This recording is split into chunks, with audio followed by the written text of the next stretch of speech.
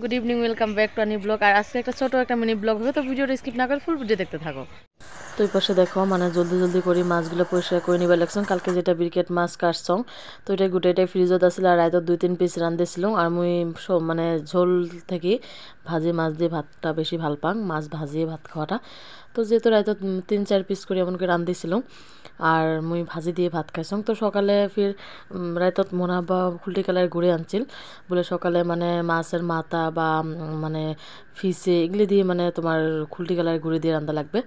তো এই পাশে দেখো সকাল সকাল মুই মাছগুলো ভাত ছড়িয়ে দিছ আর ভাত ছড়িয়ে দিয়ে মাছগুলো পরিষ্কার করবার লাগছং। আর মাছগুলো তো যত ধুইবেন ততই মাছের স্বাদ হয়।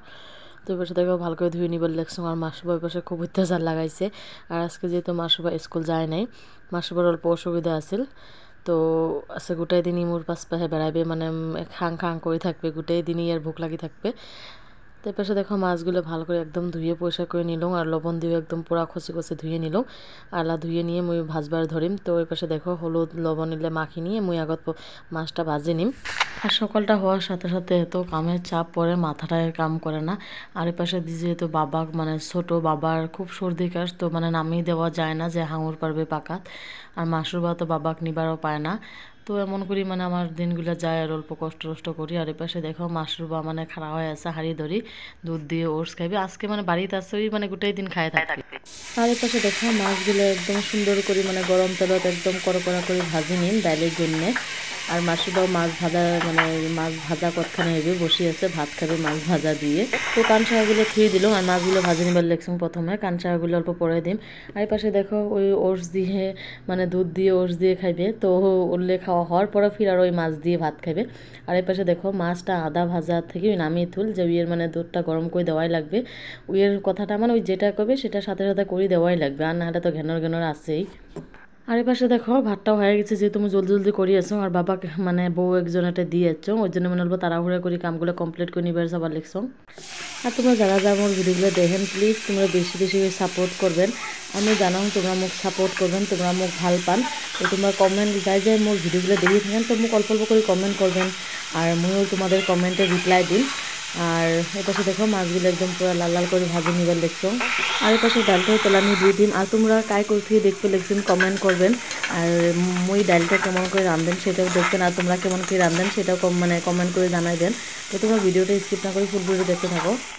আর এই পাশে দেখো মোর শ্বশুর মোক খুবই হেল্প করে, মোর মানে আঞ্জাপাতি মোর নিজের কুটা না লাগে, মোর শ্বশুর আঞ্জাপাতি একদম সিজিল করে কুটি কুটি দেয়। তুই রান্ধিস না লাগে। ই good good good girl good girl. নো মাছ ভাঙে কে করো।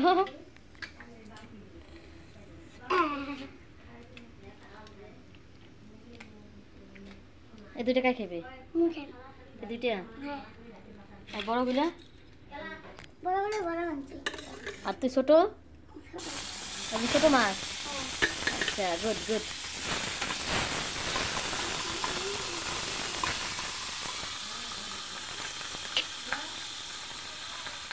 তো এই পাশে পানির মধ্যে সব মশলাপাতি দিয়ে দিছ, হলুদ জিরে লবণ কাঁচামরিচ এলা কাটি দিম। তো এই পাশে দেখো কাঁচামরিচ নিবার আসি আমি ফ্রিজত দেখালাম কি কি আছে টুকটাক।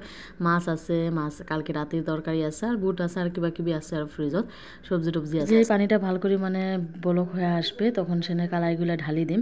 তো কালাইগুলো ঢালি দিয়ে মানে ঘুটনি দিয়ে দিম। তো তোমরা দেখতে থাকো কেমন করে আমি ডালটা বানাং।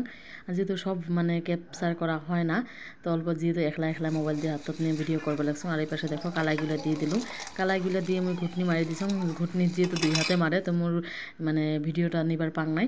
তো এবার দেখো যেহেতু বলক আসি গেছে তো ভাজা মাছগুলো দিয়ে দিছাম ডাইলত। আর আজকে ডালটা যেটা টেস্টি হয়েছে না, মোর শাশি শ্বশুর খাইছে কয় ডালটা আছে খুব ভালো হয়েছে, মোর জামাই গেছে ডালটা খুব ভালো হয়েছে। আর এই পাশে দেখো ধনিয়া বুলি যাবার লেগছাম, ডাল চড়ি দিয়ে মুই ধনিয়া বুলি গেছিলাম। এই পাশে মাসুবা খাবার লেগছে ভাত। তো দেখো মুই ধনিয়া নিবার আসলাম। তো এটা আমার বাড়িতে ধনিয়া আমরা মানে আঞ্জা পাতি রসুন আঞ্জা বাইগুন টাইগুন এগুলো সব আমরা বাড়িতে আবাদ করি। তো এবার ধনিয়া আমার ধনিয়াগুলো আমি তুলবার লাগছেন, তো ধনিয়া থুই নিয়ে যে আমি ডালত ধনিয়া দিম। আর ওই পাশে বাবা ঘুমিয়ে দিয়ে যাচ্ছ, বাবা ঘুমিয়ে দিয়ে আসি মোর শ্বশুরের আঞ্জাগুলো কুটি দিয়ে থুই গেছে। তো এলা মুই আঞ্জাগুলো ভালো করে পরিষ্কার করে ধুয়ে নিয়ে মুই এলা আঞ্জাগুলো চড়ি দিম। আর এই পাশে দেখো কইলা কুটি দিছে, তো কইলা আগে তুমি লবণ দিয়ে খসে নিছ, এলা কইলা ভাজা করিম। আর যেটা সবজি দিছে ওই সবজিটা মুই উসপার দিছাম, মানে একটু গরম পানি করে ভাপে ফেলে নিন, যেহেতু কবি আছে এটি, তো কবিটা আমরা এমনি না খাই ভাপে ফেলা। এই পাশে এই কইলা ভাজিগুলো হয়ে হয়েছে প্রায়।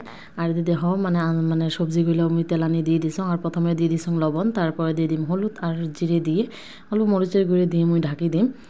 আর আমরা সবজিগুলো অত মানে মশলাপাতি বা তেল অত আমরা না খাই, যেহেতু মোর শ্বশুর বেমার, তো আমরা অল্প হালকা পাতলাই খাই, মানে যে কোনো সবজি অল্প মানে হালকা পাতলা, অল্প বেশি মরিচের গুঁড়ি টুড়ি উঠলে আমরা দেই না। আর অল্প 1-2টা কাঁচা মরিচে কাটি দেয়। আর এই পাশে দেখো কল্যা ভাজিগুলো হয়ে গেছে। আর তোমরা আমার পাকঘরটা অল্প ইগনোর করবেন, যেহেতু পুরানা পাকঘর। পাশে দেখো কল্যা ভাজি অল্প রসুনের পাতা দিয়ে দিচ্ছেন। আর ভিডিওটা এটি স্কিপ করি। তোমাদের কাছে ভিডিওটা কেমন লাগে তোমরা কমেন্ট করে জানাবেন। খুদা হাফেজ, বাই বাই।